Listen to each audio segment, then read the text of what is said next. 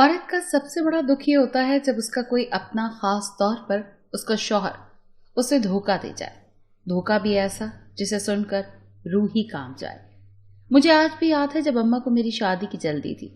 वो रोज कोई न कोई रिश्ता देखती थी। मुझे गुस्सा आता था कि अम्मा आखिर आपको इतनी जल्दी क्या है? मैं अभी 20 साल की हुई हूं और आपको बोझ लगने लगी हूं। इस पर अम्मा कोई जवाब न देती और मुझे घूर कर रह जाती, लेकिन उन्होंने मेरे लिए रिश्ता ढूंढने वाला काम जारी रखा। अक्सर मेरी अम्मा से इस बात पर लड़ाई हो जाती जब वो नित नए लड़कों की तस्वीरें मुझे दिखाती और फिर खुद ही कहती, ये अच्छा लग रहा है, मुझे तो ये पसंद है। मेरी अम्मा को किसी अमीर लड़के की तलाश थी जो मेरी सारी ख्वाहिशात पूरी कर सके, जबकि मैं चाहती थी कि कोई ऐसा इंसान हो जो इज्जत दे सके, मोहब्बत करता हो और जिसे वफा करनी आती हो। मैं पढ़ी लिखी लड़की थी। मुझे आजकल के लड़कों की सोच का अंदाजा था। आजकल अच्छा और वफादार लड़का मिलना मुश्किल हो गया था, बल्कि आजकल की तो लड़कियां भी ऐसी ही थी। मैं और मेरी अम्मा अकेले रहते थे। मेरा न बाप था न भाई। मैं अक्सर अम्मा से अब्बा का पूछती तो वो गुस्सा कर जाती और कहती कि तेरा बाप मर चुका है। उनके ये अल्फाज मुझे बहुत बुरे लगते थे। भला कोई अपने शौहर के बारे में ऐसे कैसे बोल सकता है, वो भी मरे हुए शौहर के बारे में? खैर, मैं लाओबाली सी लड़की थी। इन बातों की टेंशन जरा कम ही लेती थी। मेरी अम्मा सुबह अपने काम पर चली जाती और शाम को वापस आती। मैंने पूछा ही नहीं कभी कि वो क्या काम करती हैं और ना वो मुझे कुछ बताती थी। और फिर एक दिन अम्मा को उनकी पसंद का रिश्ता मिल गया। लड़का सऊदी अरब में रहता था। उसका बाप पाकिस्तानी था, लेकिन वो वहीं पैदा हुआ, पला बढ़ा तो पक्का अरबी था।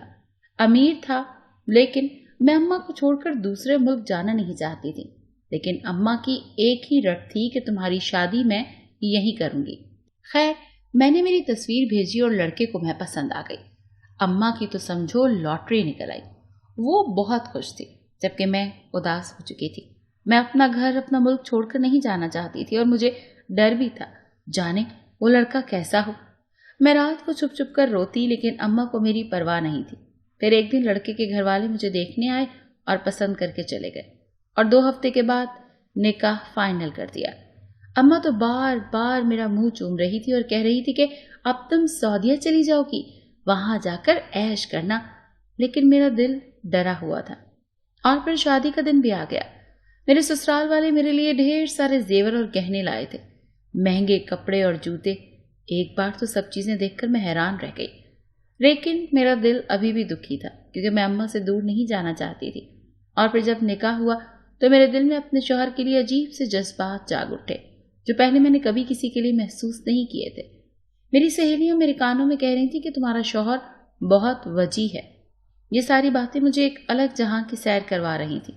मुझे अब अपना आप भी अच्छा लग रहा था। मैं रुखसत होकर अपने ससुराल आ गई।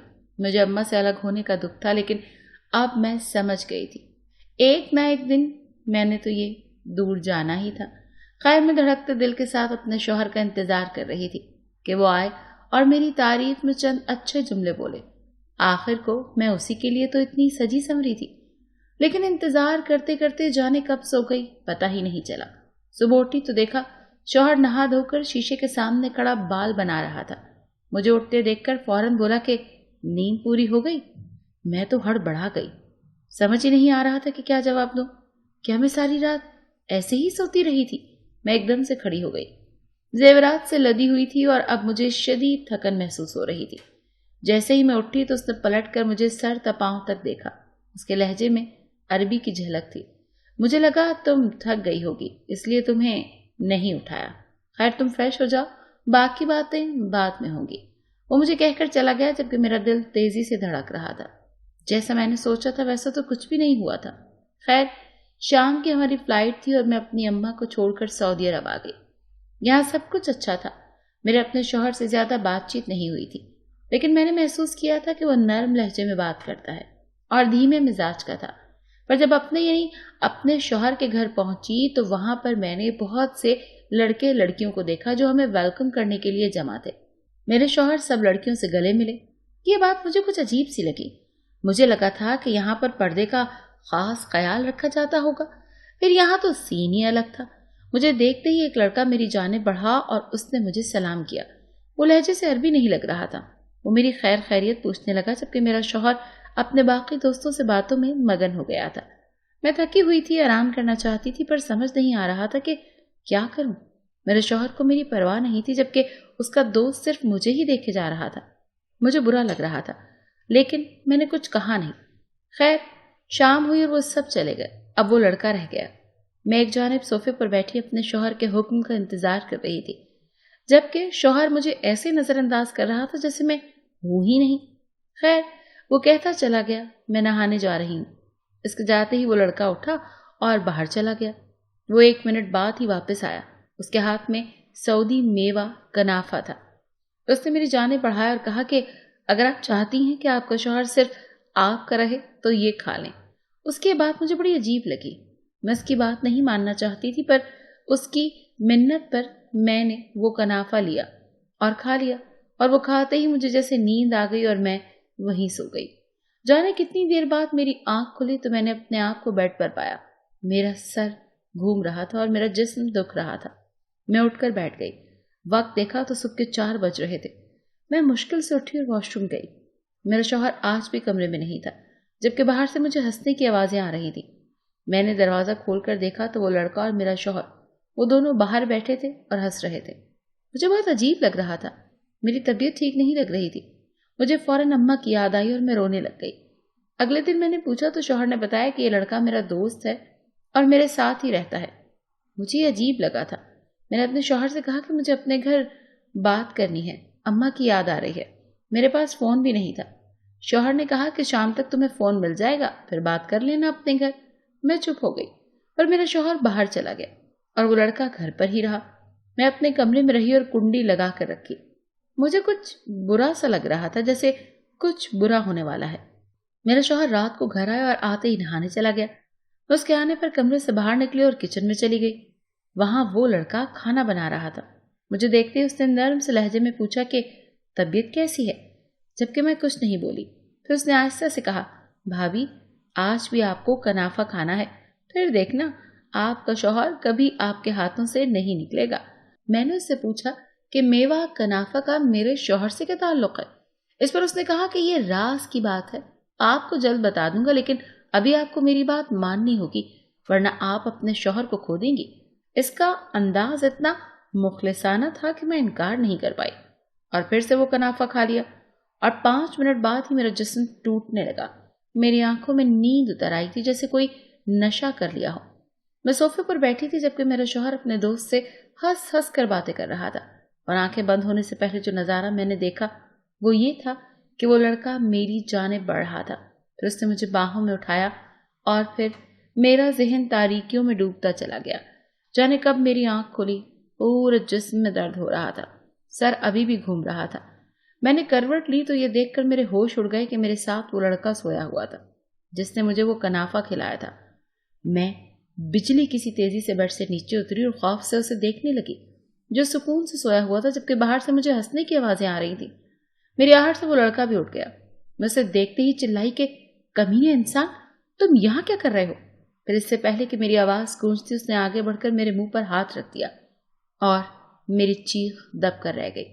پھر اس نے مجھے ہولے سے گلے لگایا اور کہا، میں نے تمہارے ساتھ کچھ غلط نہیں کیا، میں بس تمہیں بچانا چاہتا ہوں۔ اگر سچ جاننا چاہتی ہو تو خاموش رہو۔ کبھی کوئی مرد میرے اتنے نزدیک نہیں آیا تھا۔ میرا دل ایسے دھڑک رہا تھا جیسے پسلیاں توڑ کر باہر نکل آئے گا۔ میں مجھے اپنے سینے سے لگائے دروازے تک لایا اور تھوڑا سا دروازہ کھول کر دکھایا۔ باہر کا جو منظر میں نے دیکھا تو اسے دیکھ کر میرے ہوش اڑ گئے۔ ایسے لگا جیسے قیامت آ گئی ہو، کیونکہ باہر میرا شوہر ایک دوسرے مرد کے ساتھ شرمناک حرکت کرنے میں مصروف تھا۔ میں تو بے ہوش ہو گئی، اور جب آنکھ کھلی تو کمرے میں اندھیرا تھا۔ میں اٹھ کر بیٹھ گئی اور رونے لگی۔ میں نے تو ایسا کبھی وہم و گمان میں بھی نہیں سوچا تھا۔ کچھ دیر بعد کمرے کا دروازہ کھلا اور کمرے میں روشنی پھیل گئی۔ وہی لڑکا اندر آیا تھا۔ مجھے روتا دیکھ کر وہ میرے پاس آ کر بیٹھ گیا اور مجھے جی بھر کر رونے دیا۔ پھر اس نے جو کچھ مجھے بتایا، میرے پیروں کے نیچے سے زمین نکل گئی۔ اس نے بتایا کہ تمہیں اماں نے بھاری رقم کے بدلے اس عربی کے ہاتھ بیچ دیا ہے، اور وہ تمہاری سگی ماں نہیں ہے، اس نے خود بتایا تھا۔ یہ سن کر میرے سر پر آسمان ٹوٹ پڑا۔ پھر اس نے بتایا کہ یہ جو تمہارا شوہر ہے، اسے عورتوں میں دلچسپی نہیں بلکہ یہ مردوں میں دلچسپی رکھتا ہے اور ان کے ساتھ ہی وقت گزارتا ہے۔ اپنی اچھی صورت سے یہ لڑکیوں کو پھانستا ہے اور پھر مہنگے داموں انہیں شیخوں کو بیچ دیتا ہے۔ میں تو سکتے میں آ گئی تھی، مجھے پتا ہی نہیں تھا کہ میرے ساتھ کیا کیا ہو چکا ہے۔ اور پھر میں نے اس لڑکے کی طرف دیکھا اور پوچھا کہ تم میری مدد کیوں کر رہے ہو اور تم اس جیسے انسان کے ساتھ کیوں رہ رہے ہو؟ اس پر اس نے بتایا کہ میرے ماں باپ نہیں ہیں، مجھے ایک بہت ہی اچھے کپل نے گود لیا تھا، ان کی اپنی بیٹی مر گئی تھی، انہوں نے میری اچھی پرورش کی، وہ بہت امیر ہیں، وہ مجھ پر سختی کرتے تھے جو مجھے پسند نہیں تھی، اور پھر میں سعودیہ بھاگ آیا اور تمہارے شوہر کے ہتھے لگ گیا اور تب سے یہاں اس کے گھر میں رہ رہا ہوں۔ اب میری اپنے ماں باپ سے بات ہو چکی ہے، وہ جلد یہاں پہنچ جائیں گے اور پھر ہم پاکستان واپس چلے جائیں گے۔ پھر اس نے مزید بتایا کہ تمہیں بچانے کے لیے میں تمہیں وہ کنافہ کھلاتا تھا تاکہ تم بے ہوش رہو اور وہ تمہارا شوہر تمہارا کسی سے سودا نہ کر سکے۔ اس نے ہی مجھے تمہارے کمرے میں بھیجا تھا کہ میں چاہوں تو تمہیں استعمال کر لوں، لیکن وہ چپ ہو گیا۔ لیکن کیا؟ میں نے دھڑکتے دل کے ساتھ پوچھا۔ مجھے تم پہلی نظر میں ہی اچھی لگی تھی، پاکیزہ، صاف، شفاف، میں تمہیں میلا نہیں کرنا چاہتا تھا۔ یہ سن کر مجھے رونا آ گیا۔ قسمت میرے ساتھ عجیب کھیل کھیل رہی تھی۔ یہ کوئی اور جگہ تھی جہاں وہ لڑکا مجھے لے آیا تھا۔ پھر 1 گھنٹے بعد اس لڑکے کے ماں باپ آ گئے۔ لڑکے کی ماں نے مجھے دیکھتے ہی پوچھا کہ تم کون ہو؟ اس پر لڑکے نے ساری کہانی سنا دی۔ میں رونے لگ گئی۔ وہ عورت اٹھ کر میرے پاس آئی اور مجھے چپ کروانے لگی۔ جیسے ہی اس نے میرا ہاتھ تھاما تو اسے کرنٹ لگا۔ میرے ہاتھ پر سیاہ رنگ کا پیدائشی نشان تھا۔ اس نے پوچھا کہ یہ کیا ہے؟ میں نے بتایا کہ بچپن سے ہے۔ وہ دیکھ کر رونے لگی اور بتایا کہ میری بیٹی کا بھی ایسے ہی نشان تھا، وہ گم ہو گئی تھی اور پھر میرے سانس رک گئے، یعنی میں ان کی بیٹی تھی۔ وہ بھی سمجھ چکے تھے۔ میرے ماں باپ نے مجھے خود میں بھیج لیا۔ یہ میرے سگے ماں باپ تھے، انہوں نے مجھے پہچان لیا تھا۔ میرے ابو کی اچھی خاصی پہنچ تھی، ان کے ہوتے ہوئے مجھے کوئی ہاتھ بھی نہیں لگا سکتا تھا۔ انہوں نے اپنے ذرائع استعمال کر کے میرے نام کے شوہر کو جیل بھیجوایا اور مجھے طلاق بھی دلوائی۔ جس عورت نے مجھے پالا تھا اور بیچا تھا، سننے میں آیا اس کا کسی نے قتل کر دیا تھا۔ یہ سن کر مجھے افسوس ہوا تھا۔ پھر عدت کے بعد میری شادی اسی لڑکے سے ہو گئی جس کا نام زین تھا، جو ان کا منہ بولا بیٹا تھا۔ وہ مجھ سے بے انتہا محبت کرتا تھا۔ اس نے مجھے اتنی محبت دی کہ سارے زخم بھر دیے۔ میں نے اللہ کا شکر ادا کیا کہ اتنی مشکلات سہنے کے بعد بالآخر میں نے اپنے حقیقی رشتوں کو پا لیا۔